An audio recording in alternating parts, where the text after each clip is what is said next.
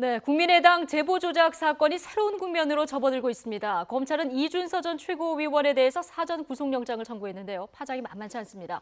검찰 수사가 국민의당 지도부 어디까지 확대될지, 또 협치가 물 건너간 상황에 당장 7월 임시국회는 어떻게 되는 건지 김태현 변호사 그리고 추은호 와이텐 해설위원 모시고 관련 이슈 짚어보겠습니다. 두 분 어서 오십시오. 안녕하세요. 예, 안녕하세요. 자, 이준서 전 최고위원에 대해서 영장이 이제 청구가 되는데요. 검찰이 뭔가 좀 확실한 증거를 확보했다 이렇게 봐야 합니까?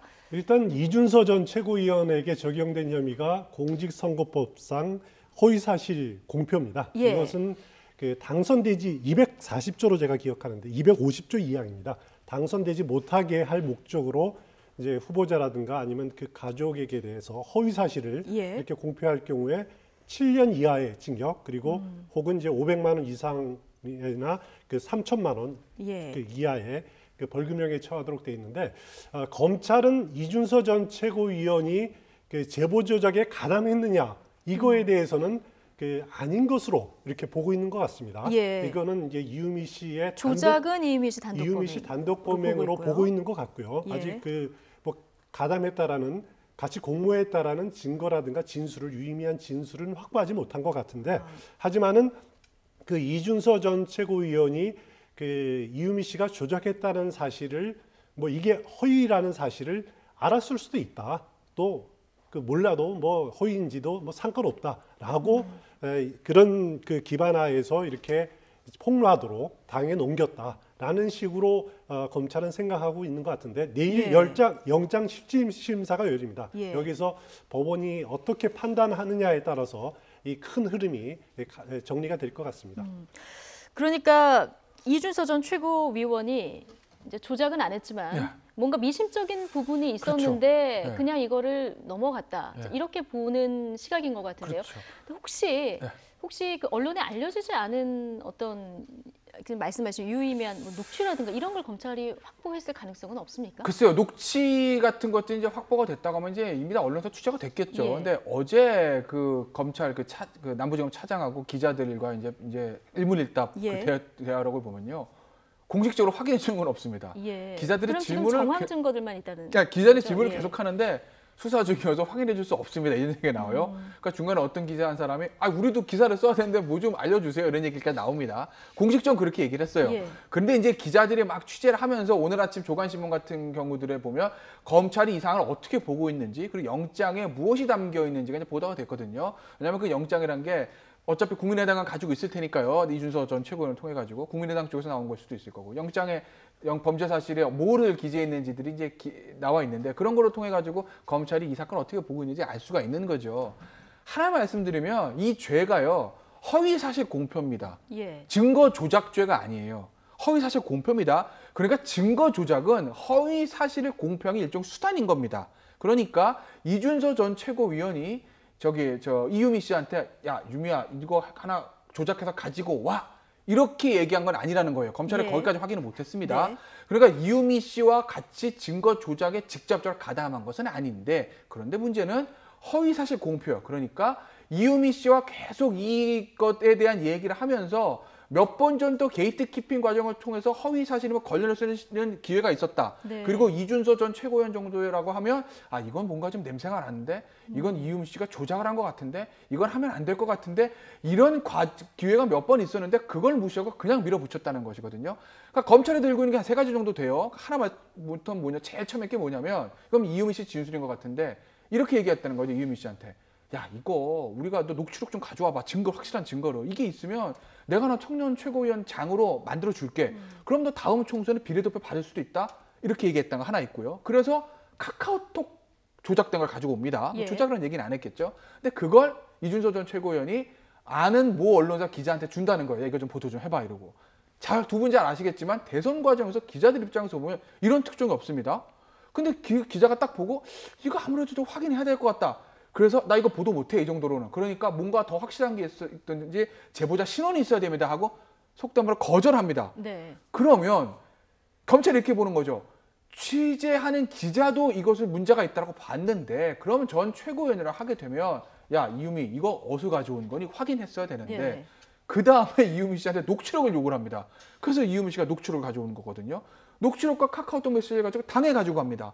당에서도 야 이거 제보자 누구냐 확인 좀 해보자 이렇게 얘기합니다.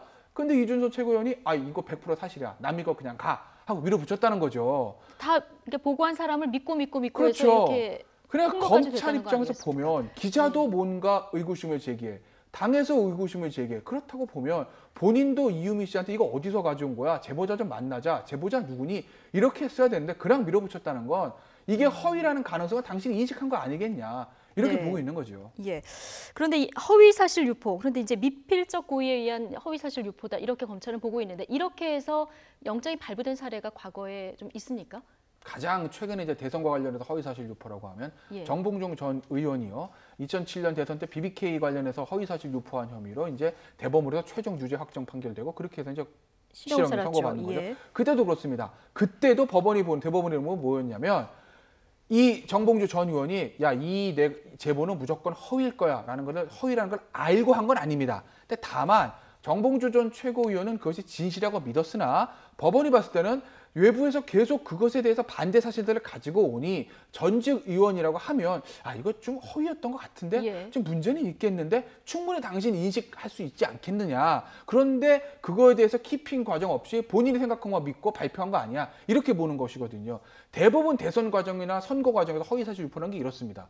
유포하는 사람들이 정치권 또는 기자 또는 그 주변 인물 정도 되면 어느 정도 이 사실들이 반대하는 얘기들, 즉 반대 증거들이 쭉 또 같이 들어오니까 반대 증거, 그 다음에 본인이 가지고 있는 증거들 이런 것을 종합을 해보면 속된 말로 이거 냄새가 나는데 이거 좀 문제가 있는 것 같은데 알 수 있었음에도 불구하고 그냥 밀어붙였다는 거죠. 예. 그래서 대부분 미필적 고의를 인정해서 허위사실 유포가 유죄가 나오는 경우들이 대부분이기 때문에 글쎄요 내일 법원에서 어떻게 판단할지 모르겠지만 제 개인적인 시각으로는 영장이 발부될 가능성이 저는 높다고 봅니다. 영장이 발부될 가능성이 높다고 보셨는데요. 사실 이준서 전 최고위원에 대한 영장이 발부되느냐 마느냐 이거는 이제 국민의당 수사가 앞으로 어떻게 확대되느냐 여기에 굉장히 중요한 잣대입니다. 그렇습니다. 추은호 해설위원님은 어떻게 보십니까? 뭐 영장 발부될지 여부는 뭐 제가 예. 확실하게 말씀을 드릴 수는 어려운데 만약에 그 이준서 씨라든가 전 최고위원회 입장에서는 이런 변명을 할 수가 있을 겁니다.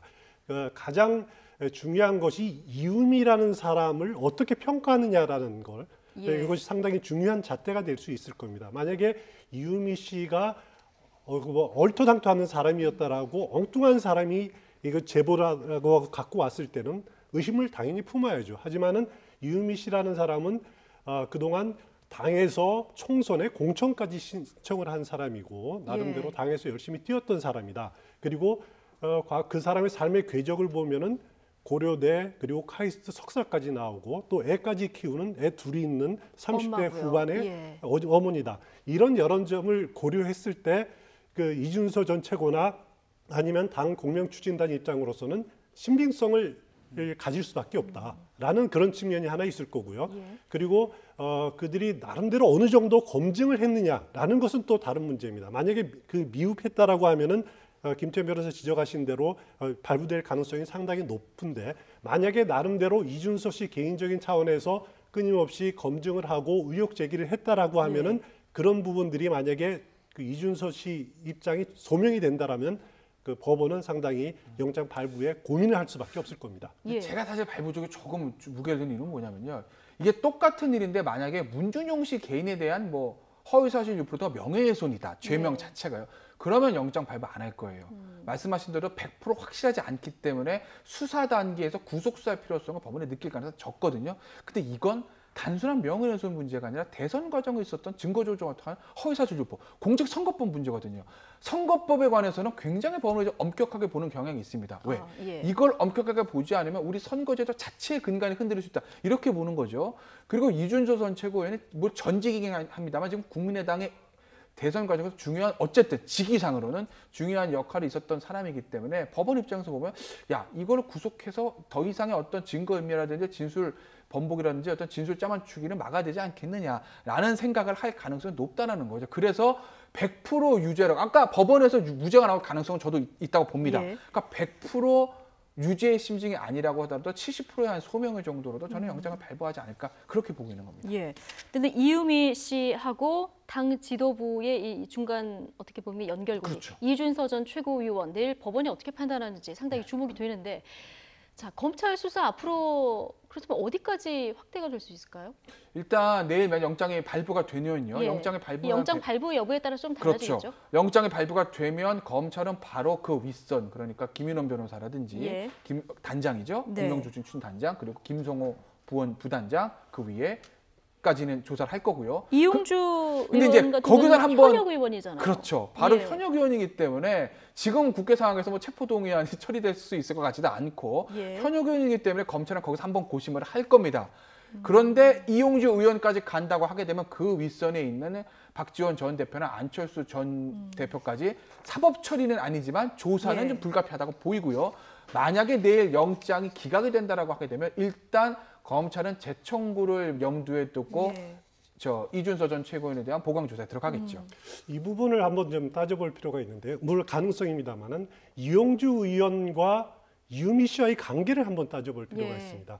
그 지난 20대 총선에서 그 이용주 의원하고 그 이유미 네. 씨하고 여수갑에서 그 국민의당에 같이 공천 신청을 했던 같이 공천 경쟁을 벌였던 관계입니다. 그 중에 4명이 그 공천 경쟁을 예. 벌이다가 이유미 씨는 탈락하고 이용주 의원이 전략 공천 돼서 이렇게 임명이 됐는데 과연 이용주 그 공면 추진 단장 입장에서는 자신의 잠재적인 경쟁자인 이유미 씨를 살리는 그런 역할들을 동의를 하고 적극적으로 지원을 했겠느냐라고 하는 측면도 있을 예. 겁니다. 그런 부분들은 나중에 검찰이 수사하는 과정에서 고려하지 않을 수 없을 겁니다. 예. 어쨌든 지금 국민의당은 이 이준서 전 최고위원에 대한 구속영장이 청구되면서 굉장히 반발 수위가 지금 높아지고 있는데요. 오늘 뭐 민주당 대표가 검찰총장이냐 이런 반발도 이전에 했었고요. 사실상 협치 종료 선언을 했는데요. 박주선 국민의당 비상대책위원장이 오늘 아침 한 라디오 인터뷰에서 이런 얘기를 했습니다. 들어보시겠습니다. 저희들이 뺨 맞고 예? 발길로 채이면서 협치하겠습니다 하면서 더불어당의 바짓자락을 붙잡고 협치 좀 하게 해주십시오. 사정을 저희들이 해야 됩니까? 적어도 협치 구도 속에서 예? 기본의 예의와 양식이 있어야 되지 않겠습니까? 아마 이번 협치는 깨지더라도 예. 이렇게 해서 국민의당을 소위 말하는 박살을 내라. 그런 지침이라고 저는 보고 있습니다. 국민의당을 없애자, 죽이자 이런 것을 보고 있습니다. 네. 지금 목소리도 상당히 격앙돼 있고 발언 수위도 높은데 우리가 뺨 맞으면서 협치하게 해달라 이렇게 뭐 사정을 해야 되냐 이런 얘기를 하고 있거든요. 그렇습니다. 지금 국민의당을 박살내려 하고 있다. 그래서 이렇게 얘기를 했습니다. 국민의당이 어제 당사 외벽에 걸려있던 큰 프레카드, 예, 그 국정은 협치, 그리고 예. 국민의당은 혁신 이런 것도 걸개도 다 이렇게 철거를 했죠. 예. 더 이상 협치는 없다라는 겁니다. 그 문재인 대통령 귀국 하루 전에 네. 이런 행보를 했다는 것은 진짜 이제 7월 임시국회 정말 어려운 과정을 그 국민의당의 도움은 없다라는 것을 지금 보여주는 건데요. 당장 이제 그 뭐 추경 예산안이라든가 정부 조직 개편 그리고 인사청문회 과정의 이런 협조 문제 정말 이제 당분간은 조금 기대하기 어렵지 않을까라는 생각이 예. 듭니다. 하지만 내일 만약에 영장실질심사에서 이준서 전 최고위원에게 법원이 영장을 발부한다라고 하면은 네. 국민의당으로서는 위축될 수밖에 없는 거죠. 그렇죠. 위축되고 어느 정도 이렇게 전열을 가다듬을 수밖에 없는 그런 상황이기 때문에 예. 내일 영장실질심사 결과 어떻게 나오는지가 정말 앞으로 향후 전국에서도 운영에도 굉장히 중요한 그 분수령이 될 것은 분명해 보입니다. 예. 지금 어쨌든 민주당과 국민의당 첨예한 대립각을 세우고 있는데 민주당 추미애 대표 머리 자르기 발언 이후에 사실 이제 대립각이 좀 시작되지 않았습니까? 그런데 이후에 발언 수위 좀 조절하나 했는데 오히려 지금 점점 더 수위가 높아지는 것 같습니다. 오늘은 또 어떤 이야기를 했는지 추미애 대표에 이어서 우원식 원내대표 얘기까지 좀 들어보겠습니다. 지난 4월 1일자 박지원 위원장은 이렇게 언론에 언급했습니다. 문재인 후보의 아들 특채 의혹을 3월 31일 저녁 보고를 받았는데 당의 별도의 팀에서 조사를 하고 있다라고 했습니다. 이것은 이유미 단독이 아니라는 것을 일찍이 밝힌 것입니다. 그리고 이전부터 상당한 준비를 해왔다는 것을 간접적으로 시사한 것이기도 합니다. 김대중 대통령을 거명하며 김대중의 적자라는 박지원 선대위원장께서는 양심에 따른 행동을 촉구하는 것입니다. 정치에 대한 책임을 촉구하는 것입니다. 국정농단 세력의 적폐를 해소하고자 하는 국민의 열망이 만든 대선에서 증거 조작을 해서라도 이겨보겠다는 이런 행위야말로 국정농단 세력의 적폐와 무엇이 다른가 묻지 않을 수 없습니다. 우원식 원내대표도 지금 목소리를 높이기 시작한 그런 상황이 됐는데요. 지금 이유미 씨 단독 범행이 아니다. 이게 대선 공작 게이트 박지원 전 대표 예전에 뭐 3월 31일, 4월 1일 이 이제 발언을 가지고 이전부터 준비해 왔다 이런 얘기를 오늘 또 했습니다. 그건 사실 제가 봤을 때 핀트를 좀 잘못 맞춘 것 같아요. 왜냐하면 뭐 3월 30일, 4월 1일부터 뭐 다른 제보가 있었을 수도 있을 거예요. 뭔가 준비를 하고 있을 수도 있었을 거예요. 근데 이제 이번에 왔을 때 이유미 씨 증거 조작 같은 경우에는 4월 말과 5월 초에 집중적으로 이루어진 거 아니겠습니까? 그러면 추미애 대표가 얘기했던 3월 30일, 4월 1일에 당시에 박지원 당시에 이제 대표하고 국민의당에서 무엇을 준비했는지 모르겠으나 최소한 이 이유미 건이 아니라는 거죠. 한 달의 갭이 있잖아요. 그러니까 그것 때문에 이 이유미 조작 게이트에도 박지원 전 대표가 직접적으로 관여됐을 거리라는 것은 보기는 사실 쉽진 않습니다. 일단은 뭐 정치적인 좀 수사로 보이고. 근데 하나 재미있는 건요. 앞서 앵커도 잠시 언급하셨듯이 우원식 원내대표의 말이 강경해졌습니다. 처음에 추미애 대표가 머리 자르기 얘기해서 또 일파만파 파장이 일었을 때 그때 우원식 대표는 원내대표는 뭐라고 그랬냐면 이거 그냥 검찰에 맡겨두면 되는데 나 국회를 운영해서 국민의당과 직접적으로 맞다는 난 너무 힘들다. 장관이면 추경 이거 어떻게 하라는 거야. 그냥 검찰한테 놔두죠. 왜 저렇게 강경 발언하지? 라는 얘기를 했습니다. 근데 오늘 말이 세졌어요. 뭐 어떤 여러 가지 이유, 내부적 이유가 있는지는 모르겠으나 뭐 오늘 아침 모 조간신문을 보니까 우원식 원내대표한테도 문재인 대통령과 추미애 대표의 적극 지지자들로부터 뭐 문자 폭탄이 쏟아지고 있다 뭐 이런 얘기들도 좀 들리더라고요. 그런 것들 그래서 민주당 내부의 기류가 좀 강경으로 변하고 있기 때문에 더군다나 검찰이 지금 전격적으로 이준석 전 최고위원에 대한 영장을 청구를 했고 국민의당이 야 여당 대표가 검찰총장 아니야? 라고 강하게 반발하는 상황에서 우원식 원내대표가 예전과 같은 조금 약한 즉 당근책을 제시하게 되면 당의 어떤 대우가 좀 흐트러지지 않을까라는 걱정을 하는 것 아니겠나. 그래서 아마 추미애 대표하고 톤을 맞춰서 좀 강경한 목소리를 내는 것 같은데 일단 민주당은 당분간은 이 게이트 사건에서 굉장히 강경 기류를 좀 치달을 것 같습니다. 자, 이런 강경 기류 속에서 지금 민주당 내부에서는 추미애 대표의 잇따른 강경 발언이 적절한지 이 여부를 두고 지금 이견이 있는 것도 같습니다. 너무 국민의당 몰아치는 게 현명한지 생각해 봐야 된다. 이런 의견도 있는데요. 서른 민주당 의원 이야기 들어보시겠습니다. 민주당 지도부가 너무 이 국민의당을 몰아치는 것은 뭐 현명한가 하는 문제는 다시 생각해 봐야 하는 문제인데 추미애 대표가 국민 여론 의식하고 그렇게 강한 얘기를 한 것 같은데 저라면 그렇게 안 했었겠습니다. 뭐 좀 얘기했는데 국민이 어떻게 보는지가 중요한 거지 어느 정치인이 누가 얘기했다 해서 그게 중요한 건 아니니까요. 미필적 고의 얘기하면서 검찰 수사를 압박했고 가이드라인을 쳤다. 추미애 대표가 말하자마자 그런 얘기 상황이 됐기 때문에 오비라고 표현하기 맞을 것 같은데.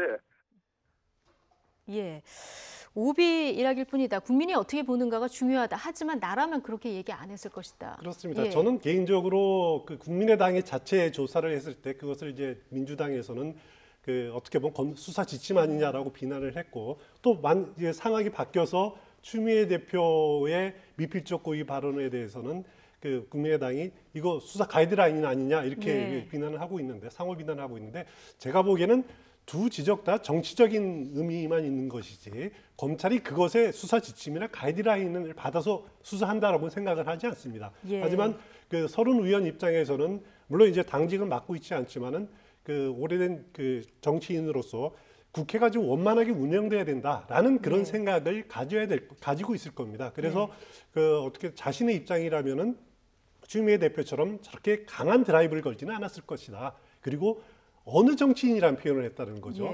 대표라는 표현을 쓰지 않고 어느 정치인이 말한 것에 이렇게 좌우되지 않을 것이다라고 하는 것은 어느 정도 좀 거리를 두는 건데 그 더불어민주당 내부에서도 추미애 대표가 너무 지나치게 나아가고 있다. 그래서 국회 운영이 사실 어렵다라고 하는 그런 그 문제의식을 갖고 있는 의원들도 있는 것 같습니다. 네. 여기에서 그래서 이 문제를 푸는 것은 결국 그 두 가지 길이 있다고 생각이 되는데, 하나는 문재인 대통령이 귀국 이후 여야 대표들을 그 초청을 해서 이렇게 다시 국정 협조를 구하는 방안이 하나 있고, 예. 또 하나는 추미애 대표가 어느 정도 선에서 그 사과를 하든지 이렇게 유감 표명을 하든지 해서 그 마무리하는 그런 네. 수순이 아니면은 해결되기 어려운 그 국면이 아닌가라는 생각이 듭니다. 예, 후자의 경우 추미애 대표가 유감 표명할 가능성이 지금 발언 수위로 봤을 때 있을까 싶은데 어떻게 보십니까? 저는 거의 없다고 봐요. 예. 추미애 대표는 캐릭터 자체를 봤을 때 이렇게 본인의 어떤 발언이라든지 행동에서 사과를 하거나 그런 캐릭터는 아니지 않습니까? 사과를 하기 위해서 사실 처음에 했어야죠. 예를 들어서 글쎄요, 이 머리 자르기 발언이 예를 들어서 이게 추미애 대표가 뭔가 의도를 가지고 정치적인 의도를 가지고 하는 것이지. 왜냐하면 이게 공식 발언이 아니고, 그러니까 최고위원회에서 이렇게 대표가 이렇게 읽는 게 아니라 전화 인터뷰에서 나오는 것이거든요. 예. 방송 출연해서 그런 것이 한 것이기 때문에 이게 약간 즉석에서 나오는 발언들이 성향들이 좀 있어서 이게 어떤 의도를 갖고 한 것이지, 아니면 사실 정확한 표현은 머리 자르기가 아니고요, 머리 감추기가 맞습니다. 그렇잖아요. 고리 자르고 머리 감추기. 근데 머리 감추기라고 그랬으면 국내에 대해서 그렇게 큰 비난 안 했을 거예요. 자르기라는 어떤 그 어감 굉장히 안 좋거든요. 그래서 이제 머리 감추기 뭐 이런 의도로 하려고 하는데 머리 뭐 자르기가 나은지 모르겠으나 그렇지만 대꾸를 맞춘 것 같아요. 예. 그런데 거기서 사실 처음에 국민의당에 반발을 하고 우원식 원내대표 힘들게 왜 이렇게 했을까라고 했을 때, 그때 내가 좀 말이 좀 심했다. 하지만 국민의당의 수사는 철저하게 진행돼야 된다. 이 선에서 톤을 낮췄으면 문제가 없었을 예. 거예요.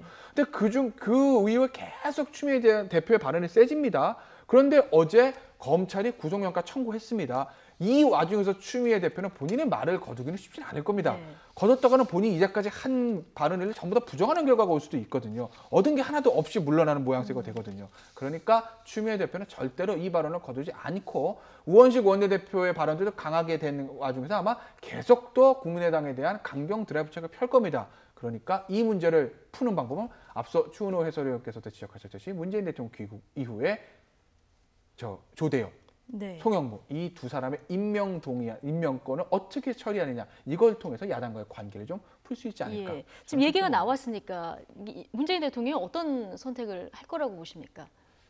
글쎄요, 예. 저 원래 정치학 교과서에는 이런 경우에 야당과의 협치를 위해서, 야당과의 어떤 관계를 위해서 문제가 있는 야당에서 문제를 제기했던 후보에 대해서는 임명을 처리하고 새로 임명하는 게 맞다라는 예. 것이 정치학 시험에서 정답일 겁니다.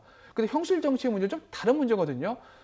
아마 문재인 대통령 지금 지지도가 85%고, 그리고 집권 여당인 더불어민주당은 지지도 50%를 넘습니다. 야당은 다 합쳐봐야 20%가 안 됩니다. 10% 조금 넘습니다. 그렇기 때문에 아마 지금 상황에서는 문재인 대통령이 송영무, 조대엽 이 두 사람에 대한 임명권을 좀 강행할 가능성은 높다.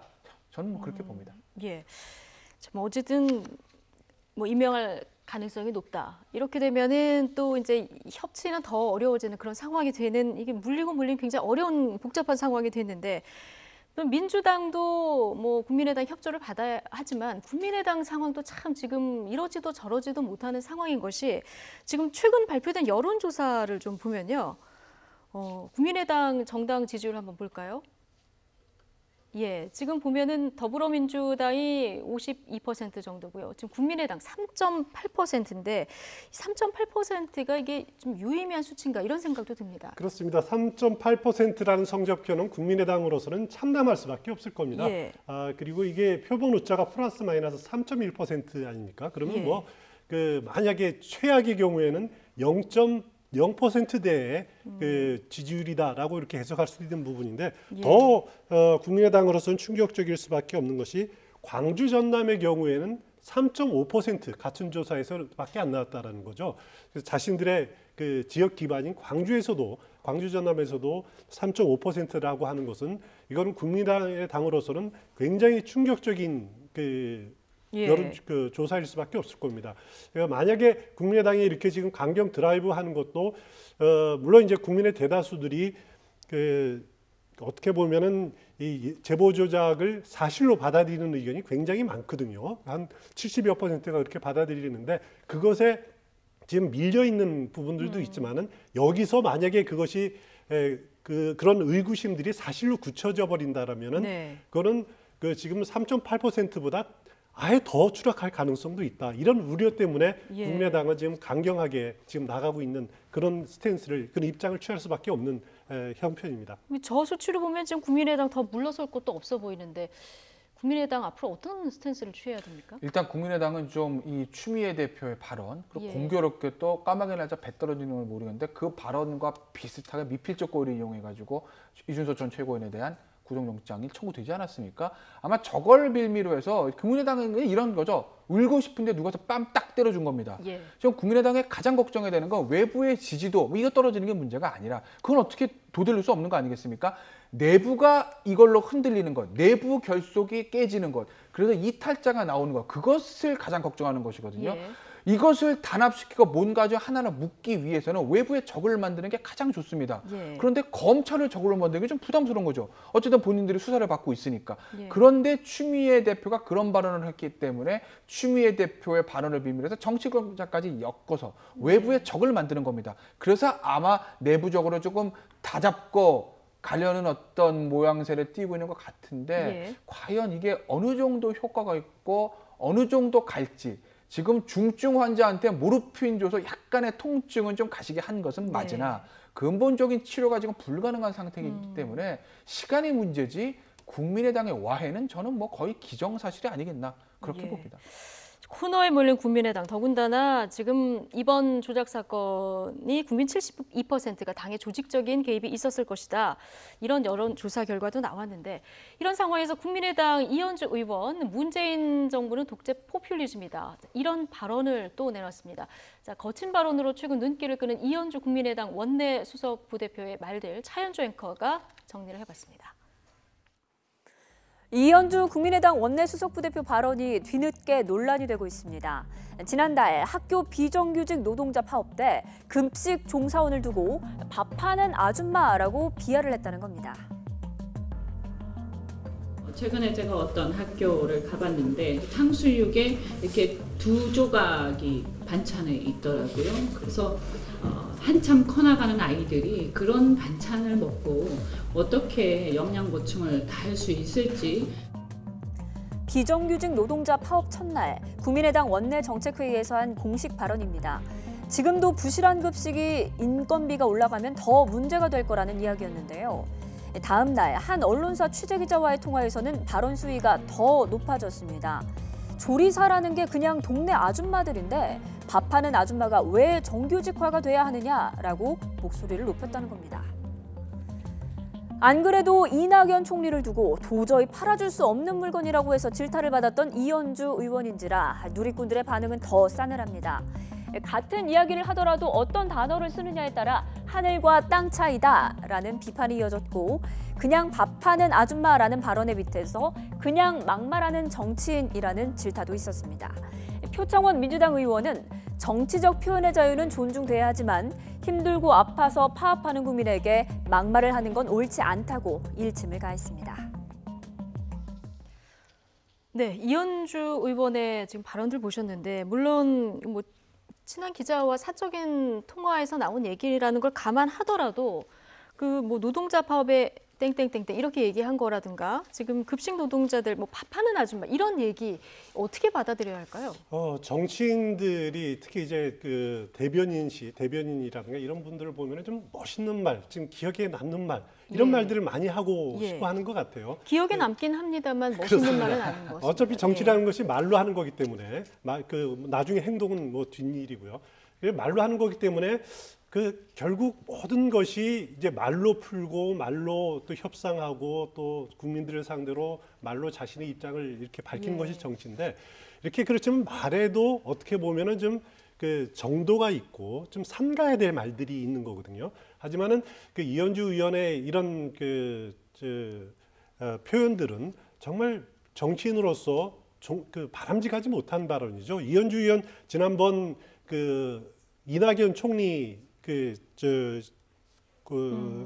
청문회 예. 그 당시에도 당에서 이제 하자가 많은 물건 이런 식으로 비유한 적도 있어서 문제가 된 적도 있는데 정치인들이라면은 좀 자신만을 이렇게 드러내는 것도 중요하지만은 어떻게 보면은 이 정치의 교육을 위해서라도 좀 발언들을 수위를 삼갔으면 좋겠다라는 생각이 듭니다. 발언 수위를 좀 조절하는 것이 좋겠다 이런 얘기 해주셨는데요. 아까 이제 최은주 앵커가 정리해준 그 네티즌들 반응 중에서 첫 번째 말이 저는 정답이라고 봐요. 같은 말을 해도 표현을 어떻게 하냐에 따라 달라질 수 있다는 것. 그러니까 이 학교에 급식할 때 그 식당에 일하시는 분들이 지금 비정규직인데 그 비정규직을 정규직으로 전환하게 되면 다른 부작용이 많이 생길 수 있으니 그것은 신중하게 해야 되는 것 아니냐라는 것은 야당 국회의원으로서 충분히 제기할 수 있는 문제 제기입니다. 또 실제로 그렇게 주장하는 분들도 있고요. 그러니까 그걸 그렇게 정책적인 논란이 돼야 되는데 그 얘기를 본인의 어떤 정치적인 식견이라든지 정책에 대한 본인의 입장을 설명할 때 밥하는 아줌마 뭐 이렇게 표현을 해버리니까 이게 이현주 의원이 하고 싶었던 어떤 정책적인 이슈는 온데간데 없고 그 표현만 떠오르는 거 아니겠습니까? 그러니까 본인이 정말 하고 싶었던 정책적인 얘기들이 다 묻힌다는 거죠. 본인의 그런 거친 표현 때문에. 그렇기 때문에 이현주 의원뿐만 아니라 우리나라의 국회의원 300명 그리고 뭐 장관, 차관, 또 청와대 수석들 모든 이제 정치인들이 그런 표현에 대해서는 좀 신중해야 되겠다. 그렇지 않으면 본인이 정말 하고 싶었던 어떤 정책적인 얘기들이 묻히게 되는 일이 생긴다. 그런 말씀을 드리고 싶습니다. 이 언어의 품격에 대해서 국회의원 전반적으로 좀 생각해야 될 문제다. 얘기해 주셨는데요. 근데 거친 말 하면 떠오르는 사람이 있죠. 자, 자유한국당 홍준표 대표. 자, 오늘 자유한국당 최고위원 회의에서요. 제보 조작 사건에 대해서 이렇게 얘기를 했습니다. 먼저 들어보시겠습니다. 10년 전에입니다. 그때 내 환경노동위원장을 하면서 우리 당 의원들을 제지를 했습니다. 자식 문제다. 자식 문제이기 때문에 그걸 공격의 수단으로 삼는 것은 부적절하다. 여당 대표가 하는 말을 듣고 참 이게 본말이 전도된 이야기다. 그 문제의 본질은 문준영이 취업 특혜입니다. 특혜 여부가 있었느냐 이게 본질이고 특혜 채용에 관한 아주 사소한 격가지에 대한 증거 조작이 있었다 없었다 이게 본질이 아니라는 거예요. 이 정부가 그 본질을 덮고 가려고 하는 것 그것은 잘못된 것이다. 그렇게 되면 본질 문제가 앞으로 정기국회에서도 본격적으로 나오게 될 겁니다. 지금 곁가지 수사를 해서 본질을 덮으려는 것이다. 본질은 지금 문준용 취업 특혜다 이런 얘기를 했습니다. 이게 국민의당에서 이미 한 얘기인데 자유한국당에서 대표가 또 이 얘기를 했습니다. 그렇습니다. 본질은 취업 특혜다. 그리고 이것이 몸통이다라는 거죠. 그리고 격가지가 이렇게 그 제보 조작 사건이다라고 하는데 그러면은 그 택할 수 있는 방법이 정치권에서는 일단 특검을 생각해 볼 수 있습니다.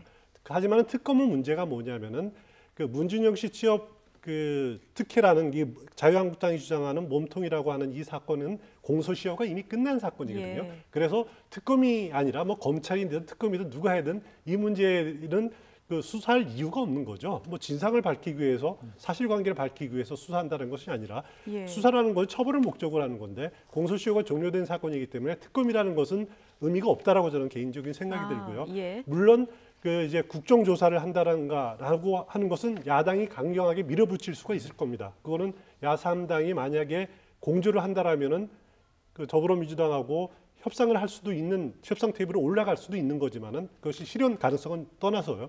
하지만은 그 물론 이제 야당 자유한국당으로서는 그 국정조사라든가 이런 특검 이야기를 계속 함으로써 국민의당을 야3당의 공조의 틀 안에 묶어놓을 수 있다는 그런 정치적 효과도 있기 때문에 그러니까 바른정당까지도 만약 이런 목소리를 내면요. 이 문제들을 앞으로 정기국회라든가 이런 데서 계속 추진할 가능성이 있다. 이렇게 생각은 됩니다. 그렇군요. 자, 요즘 그런데 한국당 상황은 홍준표 대표의 역시 마이웨이 그런 상황인 것 같습니다. 지금 한국당 폐허다, 모래알 부대로는 전투 못한다 이런 표현하면서 주요 당직자의 지금 측근 인사들을 대거 임명하지 않았습니까? 그것에 대해서 당에서도 이제 여러 가지 얘기들이 있는 거죠. 아마 이제 홍준표 대표는 본인이 이제 2011년 말에 있었던 그 악몽, 본인에게 개인적으로 악몽일 겁니다. 당시에 그 대표가 되긴 됐는데 본인 사람들이 거의 없었거든요. 그러니까 원래 홍준표 대표가 본인 표 나는 독고다이야, 뭐 일본 말이지만 예. 난 독고다이야 이렇게 얘기하지 않습니까? 개파를 가져본 사람이 없어요. 평생 사선위원회 경남도지사를 하면서. 근데 2011년 같은 경우에 또 뭐 당시 유승민 최고위원, 원희룡 최고위원, 남경필 최고위원까지 전부 다 본인의 개파가 아니었고, 당시 이제 사무총장 앉히는 그런 부분들에 대해서도 홍준표 당시 대표 마음대로 한 부분들이 없었거든요. 그래서 당시에 유승민 최고위원부터 남경필, 원희룡 최고위원이 전부 다 사퇴하면서 지도체제가 6개월 만에 붕괴되고, 그러면서 홍준표 대표는 사실 권력을 놓게 되는 거죠. 당권을. 아마 그런 생각이 있었던 것 같아요. 그래서 이번에는 확실하게 내 사람들로 당을 채워서, 더군다나 당원의 75%가 나를 지지했기 때문에 친홍 체제를 만들고 가겠다라는 어떤 강력한 의지가 숨어 있는 것 같은데, 글쎄요, 이게 사실 좀 바람직한 부분은 아닌 거죠. 그러니까 예. 홍준표 대표가 지금 뭔가 당의 노선을 좀 변화시키려는 것 같기도 하고, 주고 봐야 되겠습니다만, 혁신위원회를 통해 가지고 친박 청산이라는 자유한국당의 어떤 캐캐묘군 어떤 문제들을 해결하려는 의지는 가지고 있는 것 같습니다. 근데 문제는 홍준표 대표가 당의 노선도 재정립하고 보수도 통합시키고 친박도 청산하기까지는 좋은데, 그 와중에서 본인의 어떤 정치적인 욕심들, 뭐 차기 대선이라든지 그런 욕심들을 버리고 보수의 새로운 리더십, 새로운 리더를 내가 발굴해내서 세팅을 시켜서 다음 총선, 대선에는 그 사람을 중심으로 해서 뭔가 새로운 바람을 일으키겠다, 이런 생각을 가지고 있어야지, 내 사람들 채워서 내가 다음 총선에도 지방선거, 총선, 대선까지 내 영향력 하에서 주요 선거들 치르고 하겠다는 약간의 사심이 들어있다고 하게 되면, 그러면 자유한국당 미래는 어두운 것이죠. 예. 이런 홍준표 대표의 마이웨이 속에 한국당 내 지금 개파 갈등은 재점화되는 그런 분위기인데요. 이재만 자유한국당 최고위원이 오늘 최고위원 회의에서 또 이런 얘기를 했습니다. 이 얘기도 들어보시죠. 지난주에 우리 당직 인선이 있었습니다. 그거는 네, 당내 저는 김대식 여의도 연구원장 지명은 철회해야 한다고 생각합니다. 당의 주요 당직을 정실 인사, 측근 인사, 자기 식구 꽂아넣기 식으로 한다면 이것이 문재인 정부의 친문 코드 인사와 무엇이 다르냐? 비공개 전환하겠습니다. 네. 자, 뭐 이렇게 측근 인사할 거면 친문 코드 인사와 무엇과 다르냐, 그러면서 이제 김대식 여의도 연구원장 임명 철회를 지금 요구를 했습니다. 그렇습니다. 이재만, 아까 조금 전에 우리 자막으로는 이재만 의원으로 나갔는데 의원이 아니고요. 네. 요번에 그 전당대회에서 선출된 최고위원이죠. 최고위원이죠. 최고위원이 김대식 교수의 여의도 연구원장 임명을 문제 삼았는데, 지난 그 대선 과정에서 김대식 교수는 수행단장을 했습니다. 그 예. 홍준표 그 후보의 그 수행단장을 했기 때문에 어떻게 보면은 당의 정책을, 당의 이렇게 정책 방향을 결정하는 중요한 여의도 연구원장의 그 친홍 인사, 측근 인사를 네. 꽂아서 되겠느냐라고 하는 그런 문제 제기로 이렇게 그 생각이 되고요. 그리고 뭐 어떻게 당 차원에서 이런 이야기가 나올 수는 있는 거죠. 나올 수는 있는 건데, 그 홍준표 대표로서는 당에 아직까지 이렇게 기반이 단단하게 뿌리내리지 않은 상황에서는 그래도 주요 당직에서는 자기 가까운 인사들, 아니면은 그 바른정당에서 복당파 의원들을 대거 중용을 하고, 네. 또 당 혁신은 외부 인사들한테, 이렇게 유석준 교수한테를 중심으로 한 외부 인사들한테 맡김으로써 어떻게 보면 당의 그 한번 물갈이를 한번 해보겠다. 예. 당을 한번 전면 내부 정비를 하겠다라고 하는 그런 이제 전략을 펴고 있는 것 같습니다. 하지만 이게 뭐 성공할지 실패할지 모르지만은 그 홍준표 대표로서는 어쩔 수 없는 선택이라는 생각이 들고요. 뭐 당내 기반도 취약한 상황에서는 어쩔 수 없는 선택이라는 생각이 들고, 하여튼 어떤 노력을 통해서든지 보수 정당이 쇄신을 하고 혁신을 통해서 좀 국민 앞에 다가가는 예. 그런 계기가 됐으면 하는 그런 마음입니다. 네, 보수 정당의 쇄신. 그런데 이제 또 다른 보수 정당이죠. 바른정당 이해운 대표는 오늘 이런 말을 했습니다. 대선 당시 홍준표 후보가 문재인 후보를 앞섰다, 이런 이야기를 하고 이제 문자가 돌지 않았습니까? 이런 문자가 유포된 것도 엄연히 불법이다. 자, 이런 얘기를 했는데요. 들어보시겠습니다. 홍준표 후보가 여론조사에서 문 후보를 앞섰다라는 불법 문자가 선거 막판에 무차별 살포되어서 수많은 보수 유권자를 농락한 사건도 이유미 등의 조작 사건과 같은 비중으로 엄히 다루어져야 된다고 봅니다. 대선은 홍 후보 찍기 싫었지만 홍 후보가 이긴다니 보수 집권을 위해서 어쩔 수 없이 싫어도 찍었는데 투표 결과 보니 완전히 속았다 라고 하면서 분통을 터뜨리는 국민들이 부지기수입니다. 네. 지금 국민들은 속았다. 여론조사에서 앞섰다 이런 얘기를 해서 국민들이 속았다 이 얘기하면서 이유미 씨 조작 사건급으로 다뤄줘야 한다 이런 얘기를 했거든요. 근데 이제 여론조사의 문제가요. 이번 대선뿐만 아니라 지난 2016 4.13 총선에서도 그 선관위에 고소고발된 것 중에서 가장 많은 게 여론조사 문제거든요. 예. 왜냐하면 그때는 여야 할 것 없이 다 그 지역구에서 경선들을 많이 치렀기 때문에 경선 과정에서도 굉장히 그 싸움이 격화됐었어요. 같은 당 후보들끼리도. 그러니까 본인에게 유리한 여론조사를 유권자들을 뿌려서 내가 이기고 있으니까 나를 좀 찍어주세요. 이런 것들이 굉장히 많았거든요. 네. 그래서 그 여론조사의 어떤 폐해들에 대해서 지적이 많이 됐는데 이번 대선 때도 사실은 무리는 아니었죠. 네. 이혜원 바른정당 대표가 말하는 여론조사가 뭔지 알 것 같아요. 저도 받았거든요. 그 여론조사 결과들을. 뭐 여러분도 많이 받으셨을 건데. 네. 그러니까 이 여론조사도 누가 유포한 거고 이것이 뭔가 여론조사 진짜 그렇게 나오는 것인지 아니면 해석이 문제가 있었는지 고의적으로 이걸 변화를 시킨 건지 그리고 당에서 조직적으로 배포한 건지 아니면 뭐 지지자들 중 누가 하나가 뿌린 건지에 대해서 여러 가지 가능성들이 있기 때문에 지금 딱 당정에서 이유미 씨 증거 조작 사건과 같은 궤에 있다라고 볼 수는 없습니다. 예. 다만 어찌됐든 약간 잘못된 여론조사가 돌아다녔다고 하면 그것 자체로가 문제가 있는 것은 맞는 것이죠. 예.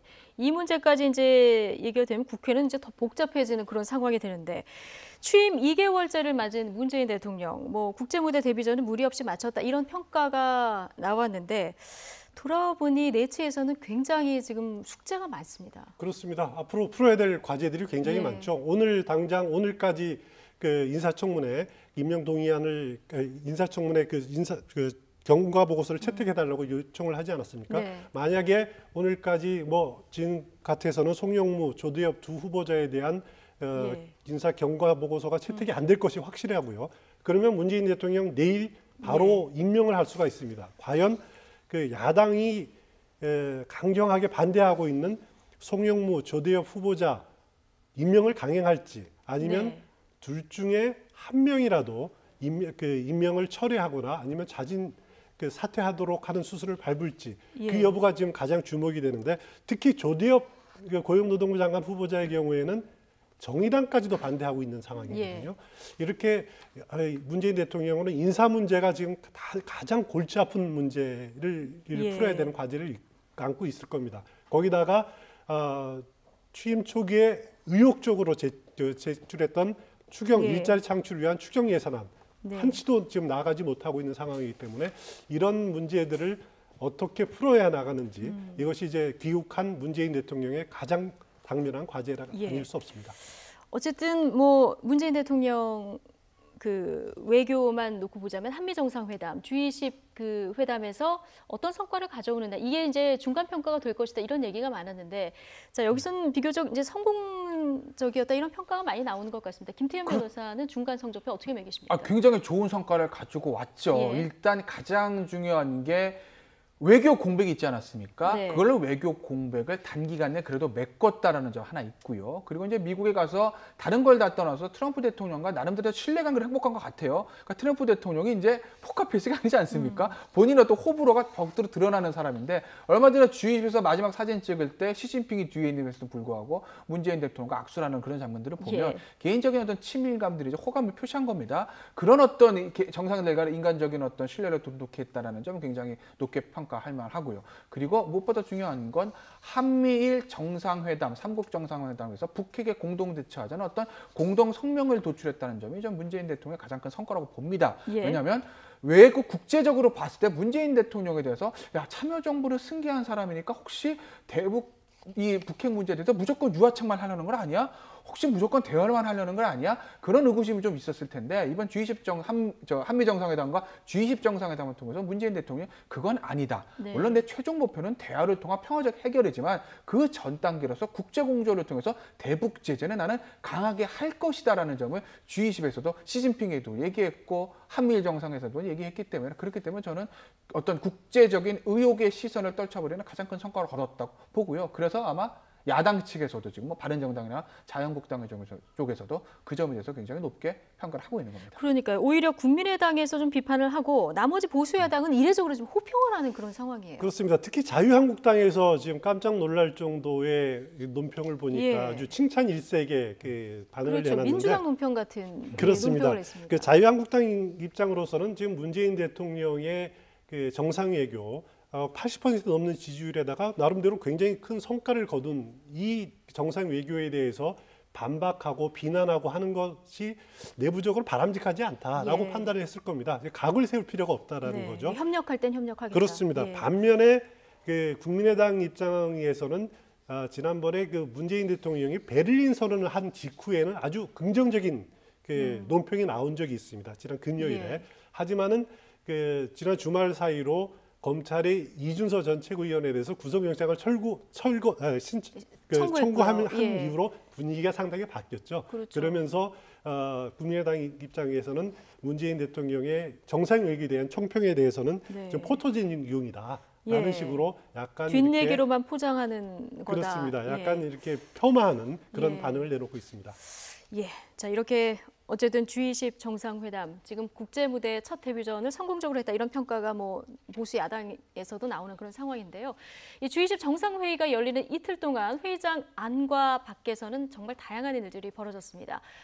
아까 김태현 변호사 잠깐 언급해 주셨는데 문재인 대통령의 손을 덥석 잡은 트럼프 대통령 행동에 시선이 모아지기도 했습니다. 이 내용은 차현주 앵커가 전해드립니다. 문재인 대통령의 다자외교 첫 데뷔 무대였던 G20 정상회의. 이런 다자외교 무대에서는 양자회담보다 더 신경 쓸 일이 많고 자리 배치를 두고도 미묘한 신경전이 벌어집니다. 특히 이번 회의는 과거 회의와 비교해서 많은 화제를 남겼는데요. 알고 보면 더 재미있는 G20 정상회의 순간들 모아봤습니다. 정상회의 첫날 하루 일정을 마친 정상들은 클래식 무대로 심신의 피로를 풀었습니다. 그런데 문재인 대통령과 눈이 마주친 트럼프 미국 대통령, 갑자기 팔을 옆으로 길게 뻗더니 문 대통령의 손을 대뜸 잡습니다. 게다가 잡은 손을 흔들더니 다른 한 손으로 문 대통령의 손등을 3차례 톡톡톡 두드립니다. 트럼프 대통령은 시진핑 중국 국가주석의 반응을 살피려는 듯 몸까지 돌려서 휙 돌아보는데 시 주석은 모르는 척 눈을 피하는 모습입니다. 이 상황을 고스란히 지켜본 마크롱 프랑스 대통령은 시 주석의 반응을 훔쳐보면서 싱글벙글 호기심을 나타내고 있네요. 또 정상들이 단체 사진을 찍으려고 자리를 잡고 있는 모습입니다. 주최국인 메르켈 총리는 가운데, 그리고 시진핑 중국 국가주석의 모습도 보이는데요. 그런데 문 대통령 가장 끝에 자리하고 있죠. 왜 그런 걸까요? 그 힌트는 맨 앞줄 왼쪽 끝에 문 대통령과 대칭점에 선 마크롱 프랑스 대통령에게서 얻을 수가 있습니다. 주요국 가운데 재임 기간이 긴 순서대로 가운데에 배치한다라는 원칙을 따른 건데요. 문 대통령과 마크롱 대통령은 지난 5월에 취임한 새내기 대통령이라서 가장자리에 자리가 배치됐습니다. 그리고 이 사진은 한미일 3국 정상회담 모습입니다. 넥타이 색을 한번 주목해 보시죠. 아베 총리만 혼자 짙은 남색 넥타이를 메고 있습니다. 언뜻 아베 총리만 따돌린 게 아닌가 싶은데 사실 100% 우연이라고 합니다. 어쨌거나 이 두 정상의 우연한 깔맞춤은 한미일 3국 중에 한미공조에 대한 관심을 붙드는데 일조했네요. 문 대통령이 처음 독일에 도착했을 때도 유쾌한 시작을 알리는 장면이 포착됐었습니다. 문 대통령 부부를 마중 나온 독일 쪽 관계자가 꽃다발을 내미는데요. 손을 내미는 문 대통령, 그런데 이 꽃은 대통령 부인에게 전달하려던 꽃이었습니다. 관계자가 이 사실을 말하자 문 대통령은 파한대소하면서 뒤로 물러나는 모습이네요. 높은 관심 속에 순방을 마치고 돌아온 문 대통령. G20 정상회의 중에 거의 모든 나라의 회담 요청을 받는 등 인기를 실감했다는데요. 이제 국내외 산적한 숙제를 어떻게 풀어낼지 관심입니다. 네. 자, G20 뒷얘기들 알고 보니까 진짜 더 재미있다는 생각이 들었는데요. 저는 우리 대통령이 왜 맨 끝에 섰을까 했는데 재임 기간이 길수록 가운데 그래서 왼쪽 서는 끝은 예. 마크롱 프랑스 대통령이 왼쪽 끝에 예. 있죠. 우리 문재인 대통령보다도 더 재임 기간이 더 최근이니까 네. 그 양쪽 옆에 가장 지난 5월에 예. 취임한 대통령들이 섰습니다. 네. 무엇보다 지금 본 여러 가지 영상 중에서 압권이 트럼프 미국 대통령이 역시 화제는 화제입니다. 문재인 예. 우리 대통령 손을 이렇게 덥석 잡았는데 그러면서 시진핑 주석을 이렇게 또 살핍니다. 그러게요. 어떤 표정이죠? 시진핑 주석을 쳐다보지 않았으면 그냥 뭐 손을 잡았다 이렇게만 해석해도 되는데 네. 뒤에 이제 시진핑 주석을 싹 쳐다본 거 아니겠습니까? 그러니까 사실 이번에 G20 그 정상회담의 결과 대부분 언론들 그렇게 얘기를 합니다. 한미일 대 북중러. 즉 한반도를 둘러싼 대륙 세력과 해양 세력의 대립이 지금 격화되는 거 아니겠나라는 것이 모든 언론의 공통된 분석 아니겠습니까? 예. 그것이 현실이고요. 그렇기 때문에 트럼프 대통령 입장에서 보면 이번에 미중 정상회담에서는 좋은 성과가 없었습니다. 그런데 이견만 확인했었죠. 네. 불과 한 3개월 전에 마라라고 리조트에서 밥 먹으면서 좋은 얘기가 있어가지고 야 이거 뭔가 중국과 미국 사이에 일이 잘 풀리는 거 아니야라고 얘기했는데 그게 싹 없어졌거든요. 이제 다시 경제적 카드를 꺼낼 수 있다라는 얘기도 미국 현지에서 나오고 있고요. 그렇기 때문에 이 트럼프 대통령 입장에서 보면 중국을 견제하기 위해서라도 한미일 동맹을 강화하는 것이 본인들도 필요하죠. 그럼 한미일 동맹을 강화할 때 가장 중요한 사람은 우리나라의 문재인 대통령입니다. 그러니까 문재인 대통령에 대한 구애, 문재인 대통령에 대한 어떤 관계 그런 것들을 외교적으로 조금 더 트럼프 대통령이 아마 강화하려고 할 겁니다. 그것을 단적으로 볼 수 있는 장면이 우리 대통령의 손을 잡고 뒤에 있는 시진핑 대통령 흘끗 쳐다보는 그 장면 아닌가 싶습니다. 예, 뭐 넥타이 색깔부터 정상들 나이까지 굉장히 이제 화제가 되는 그런 G20 정상회담이었는데 이번 문재인 대통령 다자 외교 성공 대비 1등 공신은 좌경화, 우동현 뭐 이 얘기까지 지금 나오고 있습니다. 특히 강경화 그 외교장관에 대해서는 그 한미 정상회담하고 G20 그 정상회의 이것을 보면서 성공적으로 정착을 했다. 성공적으로 준비를 잘했고 물론 장관 혼자 다 한 건 아닙니다. 청와대와 외교부 그 실무 라인들 또 열심히 준비를 많이 했겠지만은 상당히 성공적으로 이렇게 국제 무대에 본인 스스로 데뷔를 했고 또 대통령이 데뷔하는데 많은 도움을 줬다라는 것이 사실이고요. 당장 이제 구테흐스 유엔 사무총장을 문재인 대통령이 만나지 않았습니까? 그 자리에서 구테흐스 사무총장이 그 유엔은 강경화 빼앗김으로써 많은 것을 잃었다. 조금 아쉽다 이렇게 농담을 던지기도 했었죠. 네. 강경화 장관은 구테우스 유엔 사무총장의 인수팀장이었죠. 인수팀장이었다가 정책특보까지 그 역할을 한 이제 그 측근으로 활동을 했기 때문에 상당히 유엔에서 역할을 많이 했던 그 인물인데 이번 정상회의 과정에서 본인의 그런 역량들을 충분히 과시했다. 그리고 그것이 우리 외교에 많은 도움이 됐다. 이렇게 평가를 내리고 싶습니다. 예, 이렇게 성공적인 뭐 외교 무대 데뷔전을 치르고 와서 문재인 대통령 첫 여름 휴가에 대한 구상도 밝혔습니다. 7월 말 8월 초. 이렇게 지금 대통령이 보통 휴가를 7월 말 8월 초에 많이 갑니다. 그러면 어디로 가느냐가 문제인데 그렇죠. 지금 뭐 청와대에서는 정확하게 밝히지는 않지만은 양산의 자택에서 머물지 않을까 예상은 됩니다. 네. 왜냐하면은 문재인 대통령이 그 공약으로 그동안 대통령들이 많이 휴가를 갔던 진해 저도에 그 휴양 시설이 있습니다. 대통령 별장은 아니고요. 네. 우리나라에 대통령 별장은 없습니다. 과거에 청남대에 있었던 거 국민한테 반환했죠.